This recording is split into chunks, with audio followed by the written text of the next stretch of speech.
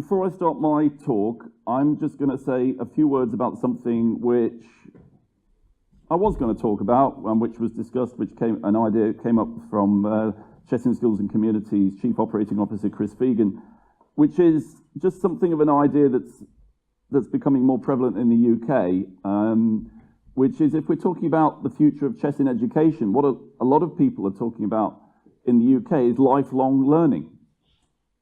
That people are living longer. And so, although this isn't really being touched on in this conference, maybe it's something for a future conference, the idea that, people can learn chess at any time in their lives. And one of the things that we do in Chess in Schools and Communities is we're also running pilot projects for older people. And what's also becoming interesting is how do you involve the sectors of society that aren't involved in chess? And one of the biggest sectors in society who are not involved in chess, of course, is that sector of society who make up a little bit more than half of society and who are not hugely overrepresented in the room that I can see, and that's women. And one of the things that we're looking into is how do we get more women playing chess?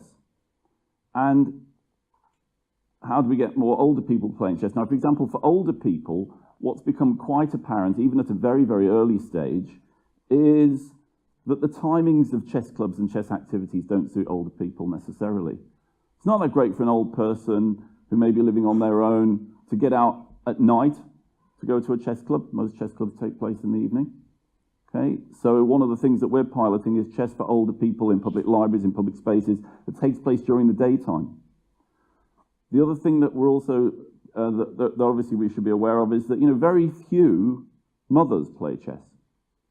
So if you're going to have chess in the community for mothers, then you've got to time it at a time when mothers can get there, which might be early afternoon, for example.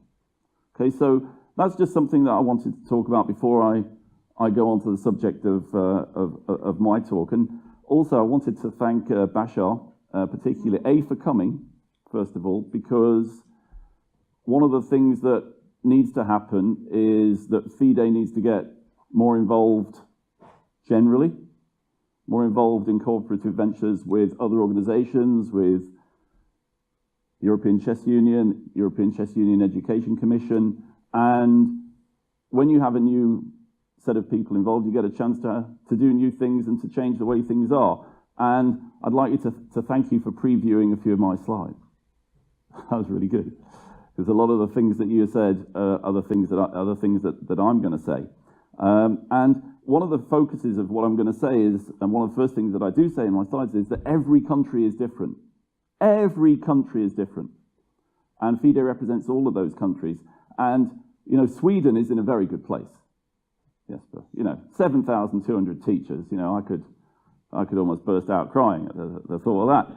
And Bashar, you've got great partnerships with organizations. The thing is, of course, Britain is not a centralized state like France is, unfortunately, and indeed we're finding it very difficult to talk about anything else other than Brexit.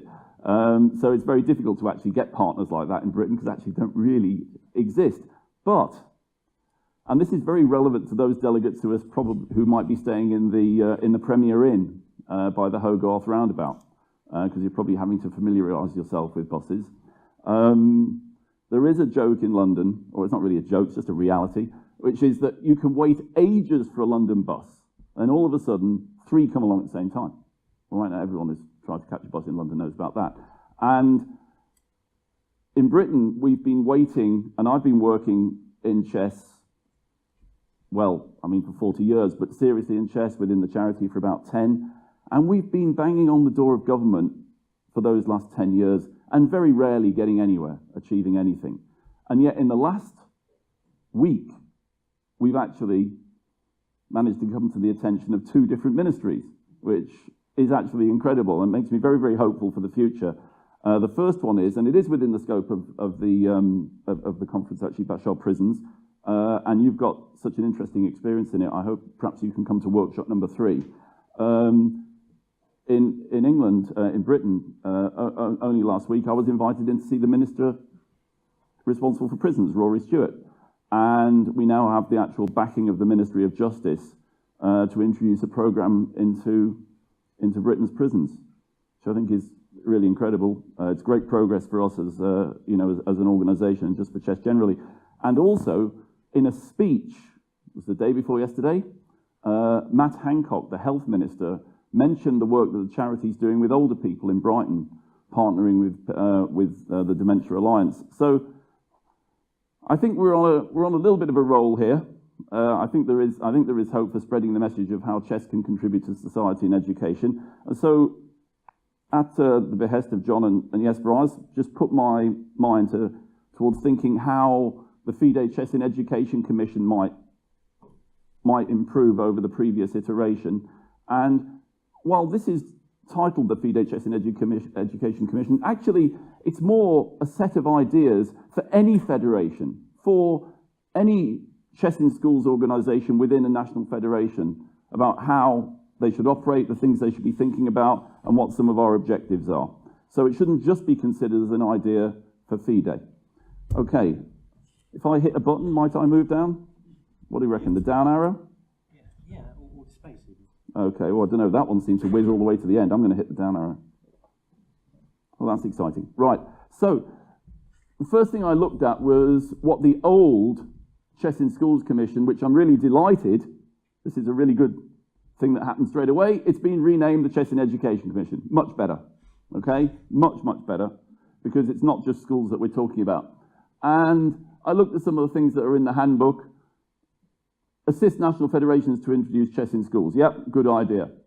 Prepare curricula, courseware for chess in education in schools. Well, forgive me, but I think we've got so many of these things, we don't need any more. You know, one of the things that I'm going to emphasize later on is that what we actually need to do is to get all the wonderful material that we've got, classify it, grade it, spread it, send it out. In the past, what the Chess in Schools Commission was doing, it's kind of measuring its success, it seemed to be, by the amount of training material it produced. Frankly, I don't think we need any more. Prepare training programs for schools, well, ditto. And the last one, well, I wasn't sure what that meant, so whatever. Whoops. Yeah. So, moving on from the mission, these are my thoughts.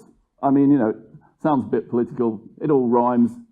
Initiate, motivate, agitate, propagate, officiate, curate, and something which I think is seriously underestimated in FIDE and in a lot of organisations, translate.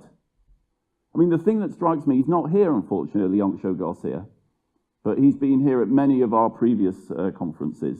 You know, there's like this parallel universe in the Spanish language that I, as a non-Spanish speaker, never have access to. All kinds of research, all kinds of materials. So let's just put a little bit of flesh around some of those ideas. So initiate, motivate, agitate. So the Chess in Education Commission, national bodies, they should be the ones that start the movement, that drive the movement. And every country is absolutely is completely different. You know, not every country has got this wonderful centralization that France has that actually really works, it seems to me, in many ways, that we don't have here. Not every country has a president who says, you shall play chess. And then all the children go, yes, we will play chess. And all the teachers go, yes, we will teach chess. And it happens. You know, some countries don't have enough chess sets. Some countries don't even, most people don't even know what chess is. So every country is different. And that's just got to be recognized. And I think that what FIDE can do and what national federations can do, and you know, the French and Swedish federations are, I think, are a very good example of this, and actually what we're doing here now, belatedly, is go to the top. Go to the top. Knock on the doors of the influencers and of the policymakers and get your message known. And, you know, Jesper, I was thinking your presentation, that'd be a great presentation if it could be translated into 80 languages just to give to any Ministry of Education. Okay, won't take the minister's time up too much, you know. You'll be in there, you get your half an hour, 5 minutes to say hello, 5 minutes who I am, 15-minute presentation, 5-minute conclusions, out you go. Okay? And if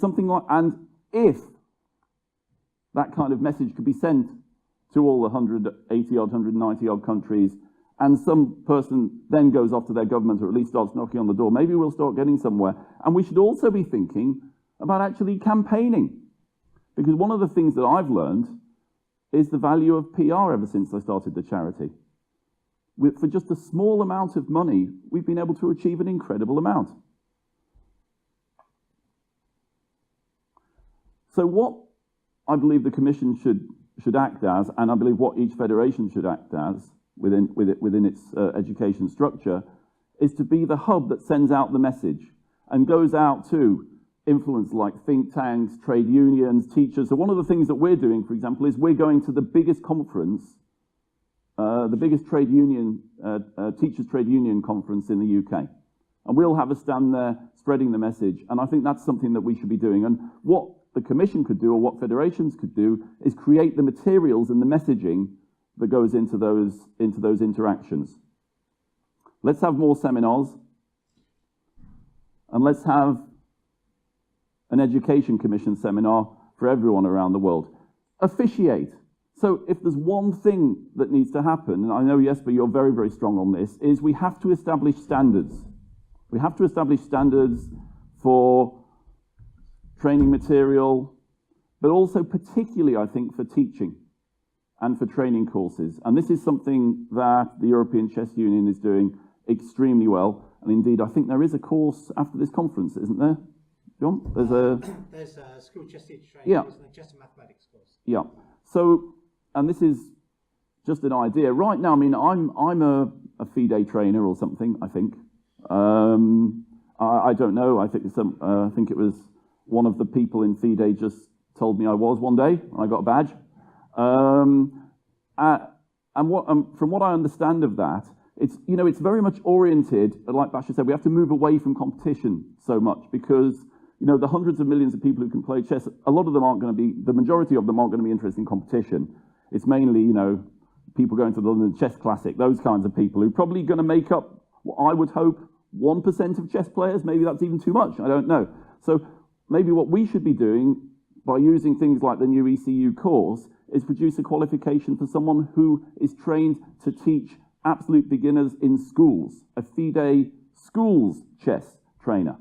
And then, and this leads in from other contributions, including, for example, what I did with Yes to Chess through Chess in Schools and Communities, what has happened in the schools outside the French-speaking schools around the world. You have an unbelievable opportunity, I think, for a global schools chess online competition.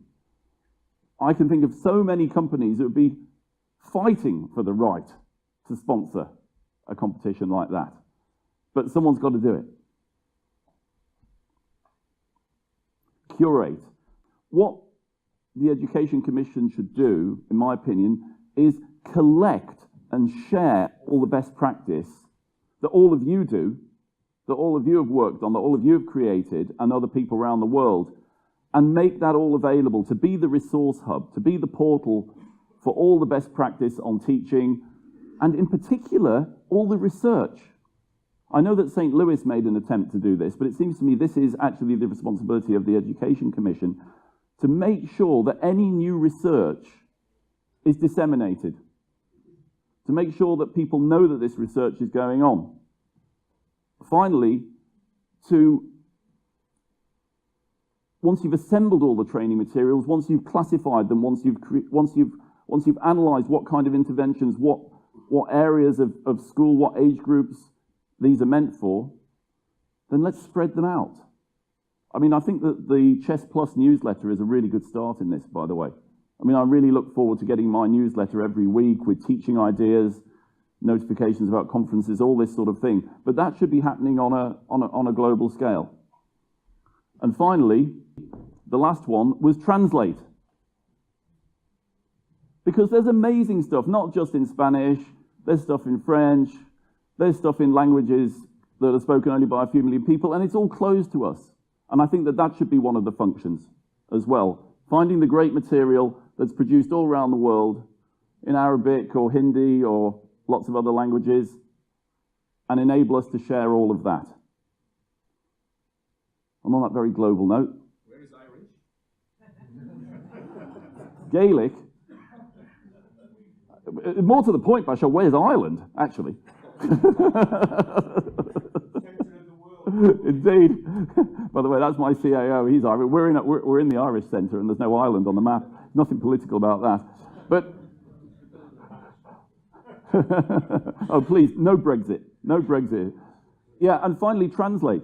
I mean, I think that really it's such a shame that so much material is produced, so much fantastic material is being produced, but most people don't even know it's there or can't understand it. And lastly, because I haven't given them a proper mention yet, I do want to say thank you. I've mentioned them in glowing terms already in this time, but of course the European Chess Union does indeed contribute to this conference, both in terms of the content and also financially, and we are extremely grateful to them too. Okay, that's all from me. I hope we've been able to catch up a little bit on the timings, John. Any questions?